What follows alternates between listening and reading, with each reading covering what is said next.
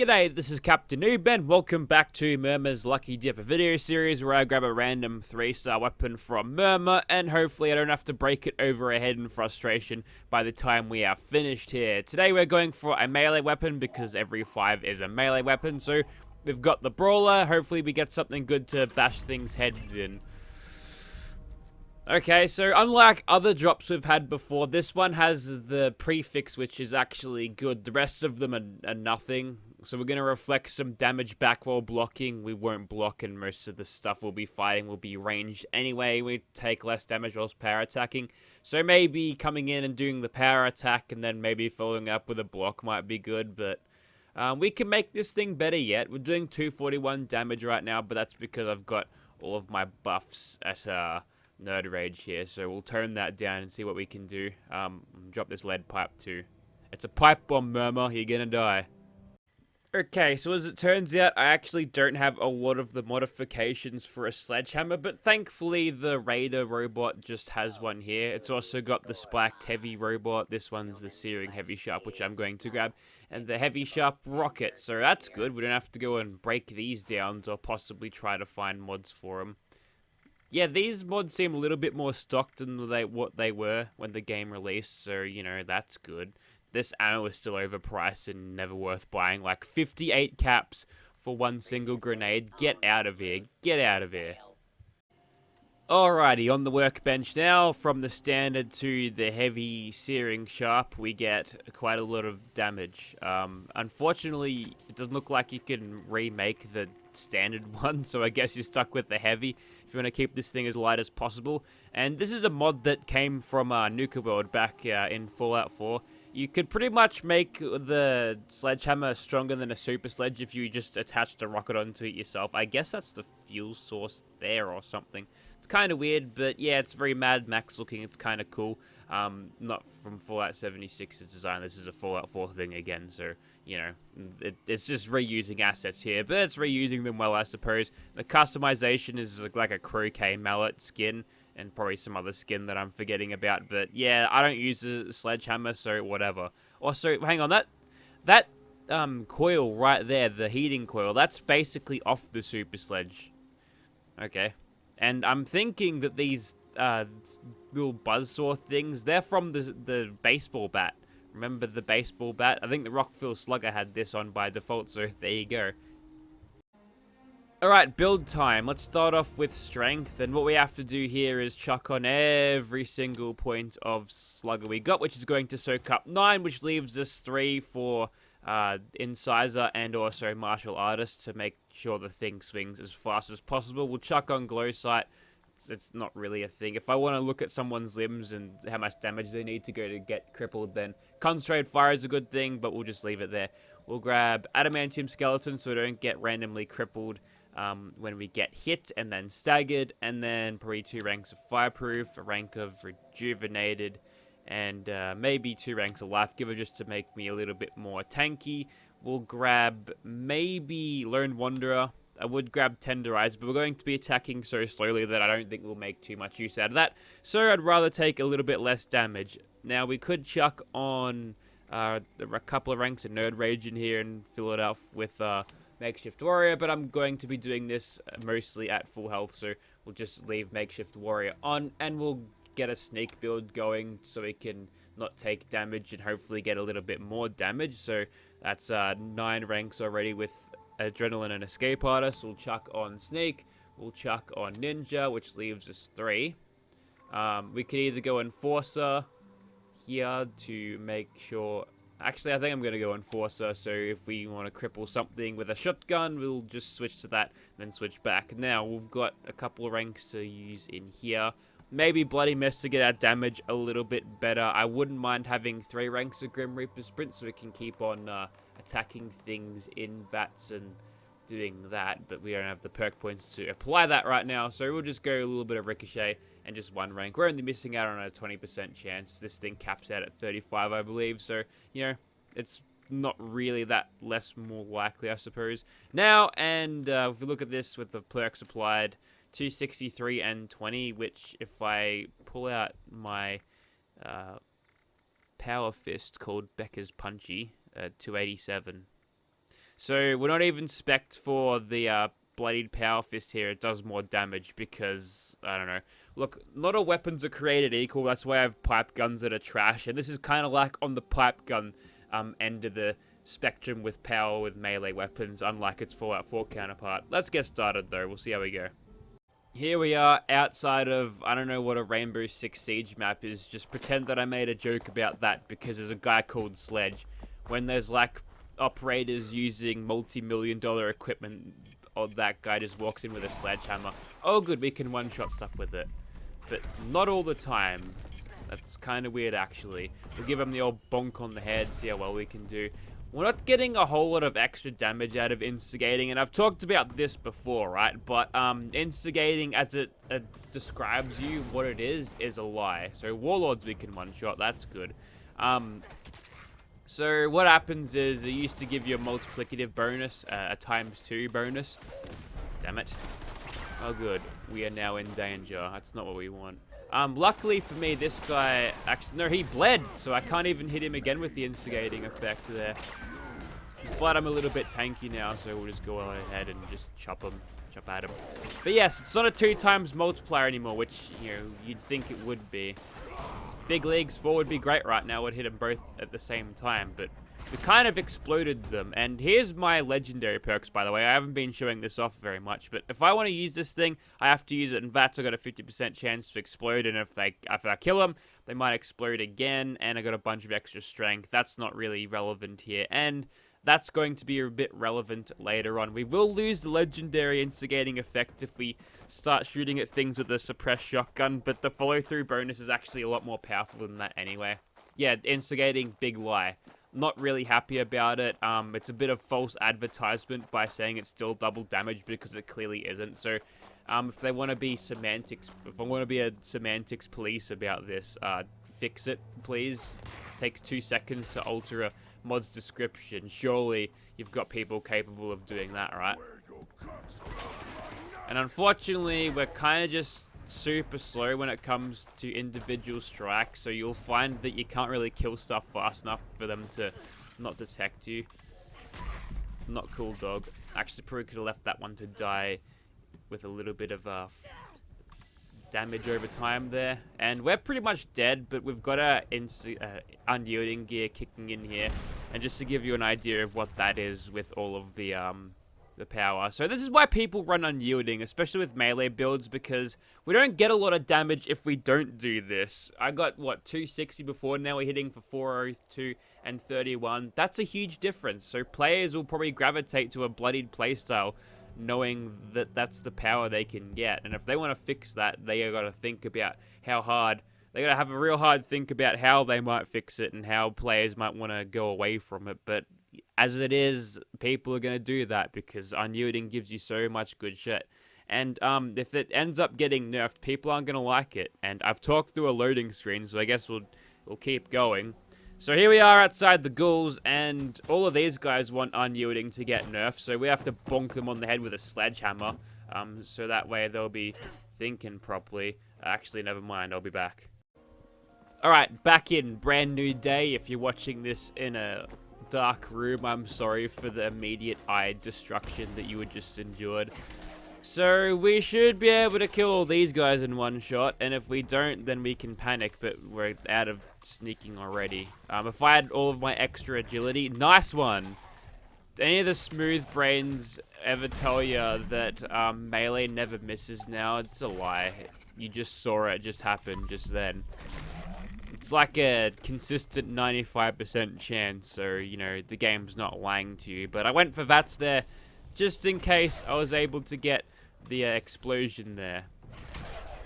Yeah, as you can tell, the ghoul scream is quite loud when I managed to proc that. It's a very good way to increase your damage, and the worst part is, or best part, depending on how you look at it, is it's completely by chance. You got a 50% chance of rolling more damage with your strikes. And we're back into sneaking for now. Got a bit of agility from our unyielding armor, so we should be okay. You'll notice that all of these ones are dead. That's because, for some reason, the explosions go through ceilings, which I actually quite like.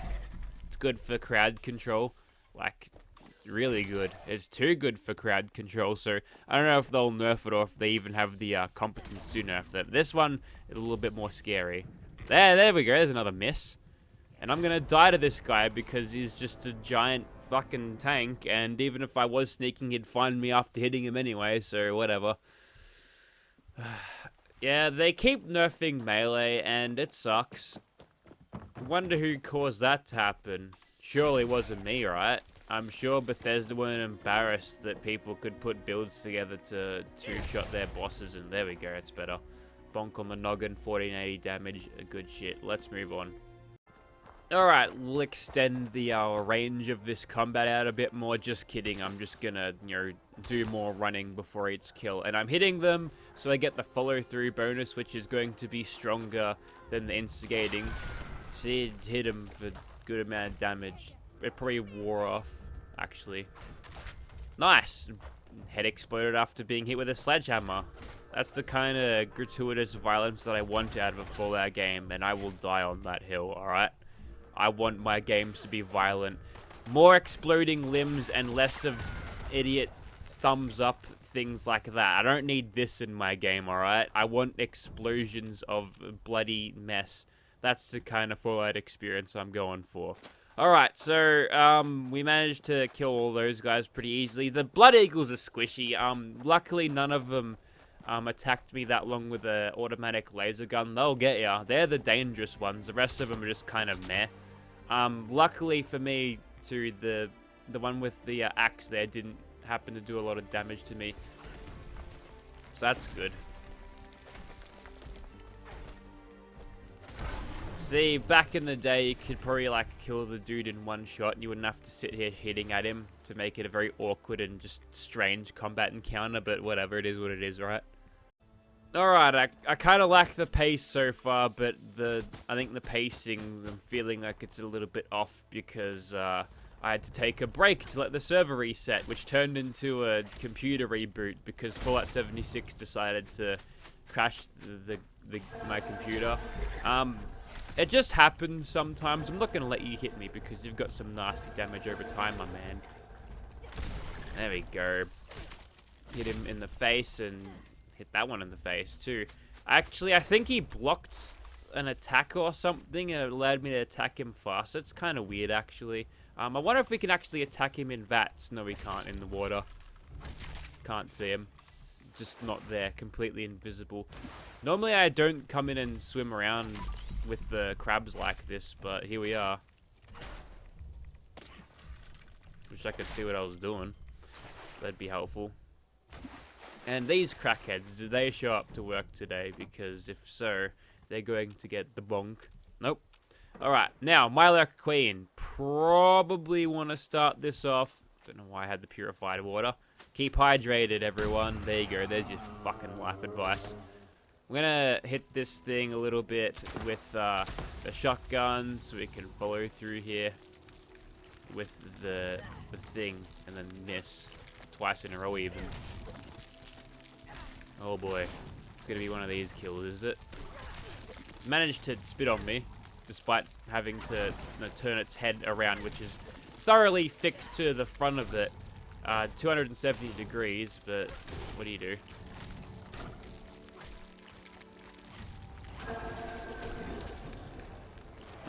Okay, so apparently the Myler King showed up, immediately got detected because the Queen had no idea.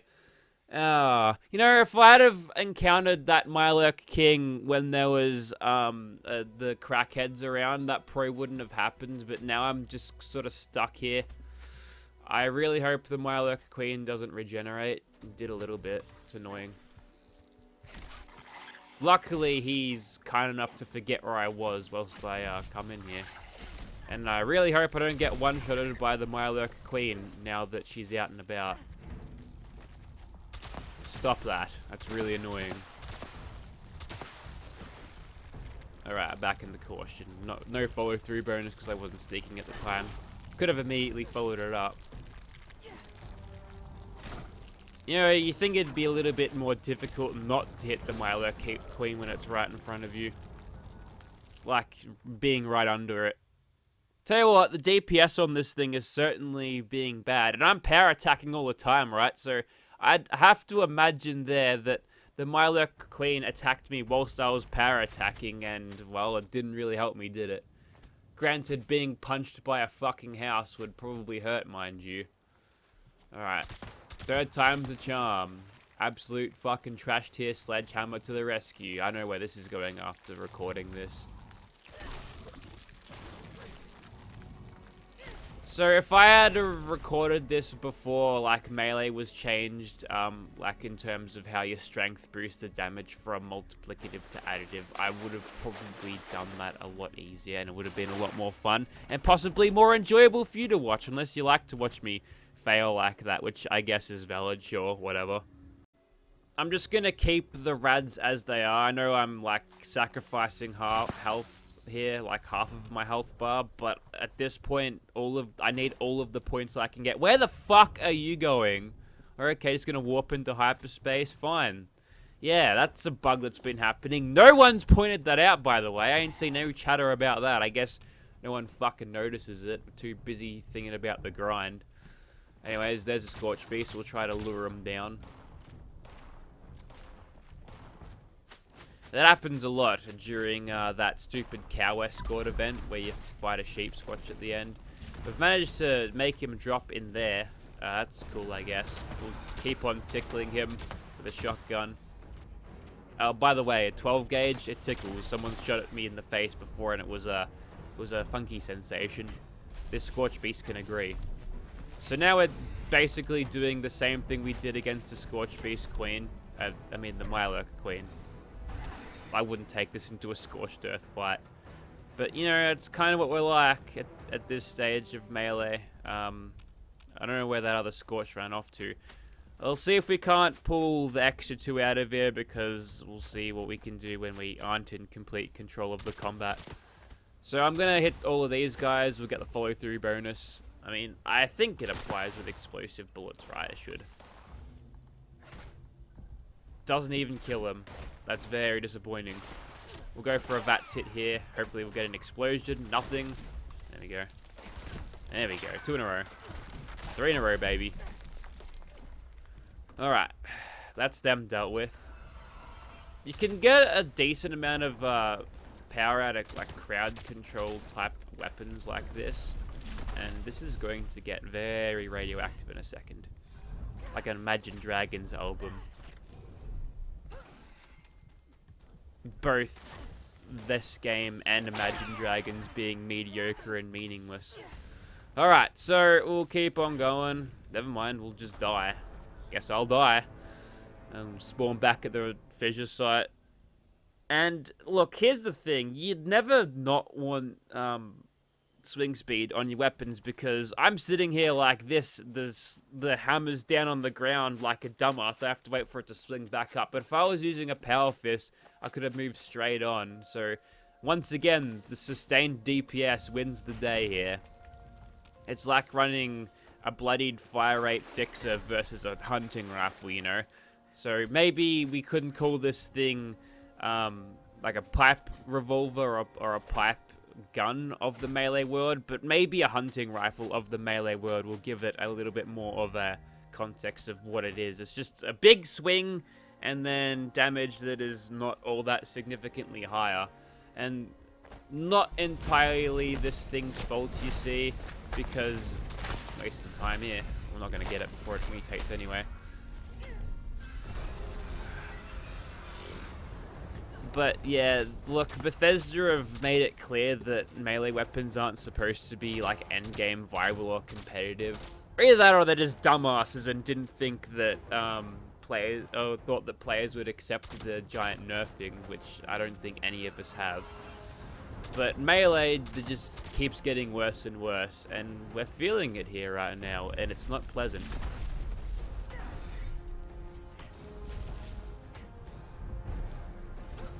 Alright. You'll notice how we hit him for 1100 damage and then straight back down to a lot less. So maybe the follow-through bonus only lasts for that one hit before the game says, hey, you can't do that.